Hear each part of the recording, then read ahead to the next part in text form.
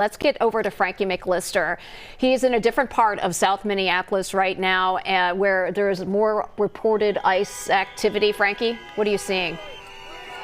Yeah, Maria, so I want to paint a picture of where we are. So we have the 35W, right? We're on the west side of it. Individuals here told us that they heard agents were going to come towards this area. We're on Lake Street in Nicollet, and what happened right after we got here, agents were here. These trucks over here, as our photojournalist Will Griner is showing you, are the last of those agents that came over here. I want to tell you, when they got here, people started blowing their whistles. More from surrounding areas started coming over here. Let's take it to one of these individuals over here. Will, I want you to watch your step right here. Let's speak with an eyewitness here. Is anybody able to tell us exactly what you saw? Ma'am, what about you? Let's keep on walking over here. We have a few individuals here. Anybody able to portray what you saw, what you heard of, ma'am? I actually just live in the neighborhood. I was notified that something was going on. This is where I live. I care. So I just came up to show support. I see you getting emotional. For those that aren't here. I'm just a crybaby, but like, this is bad. This is really bad. Like, these are people's lives. They're not hurting anyone. Like, for what? This is based on hate, right? Like, it's all based out of hate. And we're here to show love and support and protect our community members. Thank you for your time. Take care of yourself, okay? What we do know is on Monday, CBS News was able to confirm that the Department of Homeland Security, as we've reported, said that 2,000 agents, federal agents, were going to come to the Twin Cities, which is what they say, their largest group of agents to come upon a city in the United States with their operation. As we're seeing, we heard earlier, the individual that was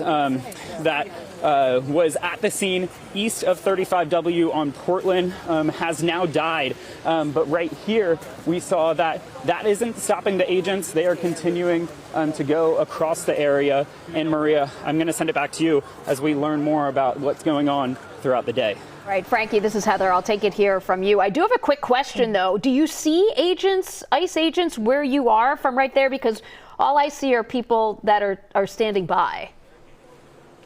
Yeah, so when you first got us on camera right here, that was the agents leaving. So we saw probably, I would like to say, about 10 to 15 of them. They came right behind us. If you're familiar with the area, Will, I'm going to step out of the frame so you can kind of give the viewers a better picture. But that right there, as you can see, the stoplight right there, that is Lake Street, obviously a main thoroughfare in Minneapolis right here behind those city skyscrapers. But it's a warmer day out, as we know.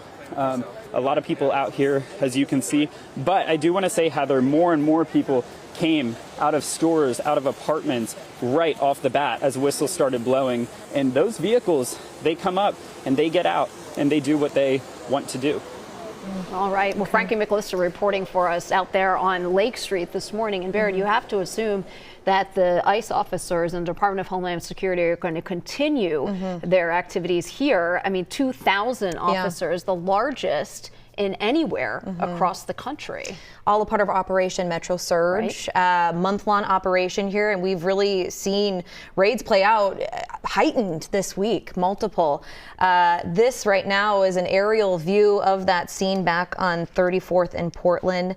Those 3 vehicles there involved in that crash. Right, just to give you a recap right now of what we understand from the Department of Homeland Security is that one person was shot by an ICE agent. A woman was shot by an ICE agent, shot and killed. This happened about 9:30 this morning here. Varying accounts of what people saw at the moment, but we do understand that there is video of that shooting there from this morning. Now, ICE telling us that this was a person who had been, let's see what they say, had weaponized her vehicle, attempting to run over law enforcement. But people there on the ground giving their own accounts, saying, no, rather that car was backing up and moving away, that the ICE officer had come to the car, opened the car door, they had reversed and then gone forward. So again, video of this. I'm certain that investigators will be looking at all of that, listening to what the witnesses had to say and taking into account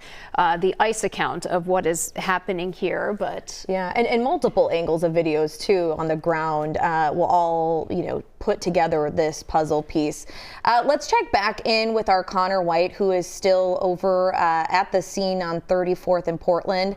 And Connor, what is the vibe there now? Or is there still a decent crowd? It looks like there still is.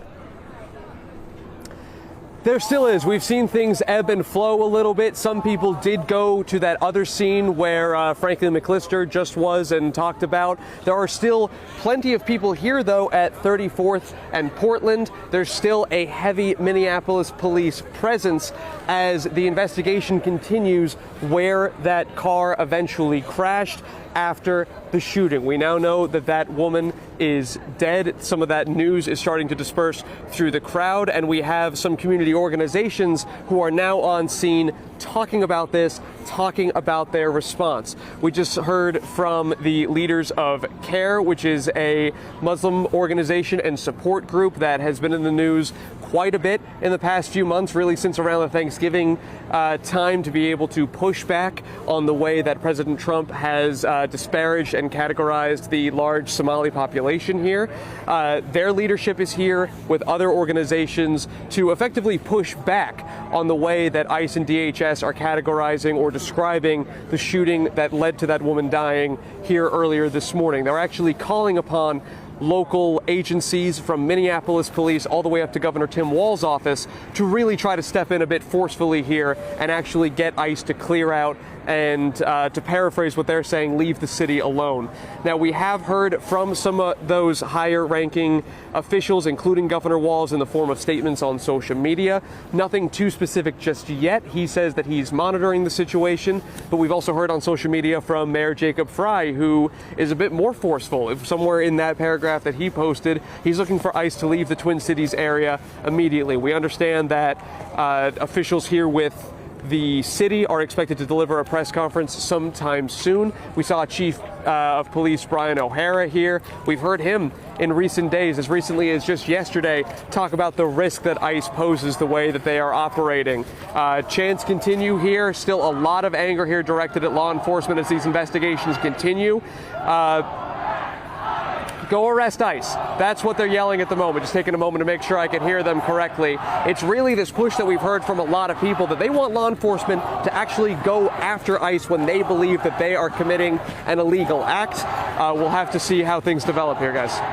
All right, that's Connor White there live for us at the corner of 34th and Portland, where a large crowd has shown up. We know some of that crowd actually left to go to a different spot in South Minneapolis where there was reported ICE activity, but it looks like it's more people are gathered in that area. We did learn that the woman who was killed, this according to Representative Ilhan Omar, she posted in a tweet, also Jaylani Hussein, who's the head of CARE, both saying that this woman was a legal observer. So again, still waiting to hear from the mayor and from the police chief of Minneapolis. They are expecting to have a press conference. It was supposed to start about 10 minutes ago, but as always, generally when those happen, it usually takes some time for everybody to get together. As Connor was just mentioning, we did see Police Chief Brian O'Hara there on the scene. And Bear, you and I were just talking just last night. The police chief was saying that this was something that he was concerned about, that someone was going to be hurt, that someone was going to be shot, and asked for a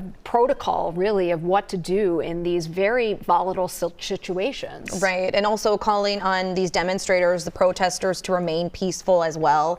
And that is a message echoed by Mayor Jacob Frey. Again, we're waiting to hear from these city leaders, the police chief, the mayor, and Mayor Jacob Frey also echoing some of the messages from protesters, asking and calling on ICE to leave the city, and also calling for demonstrations to be peaceful. We do have a statement from him saying, "We are demanding that ICE leave the city and state immediately.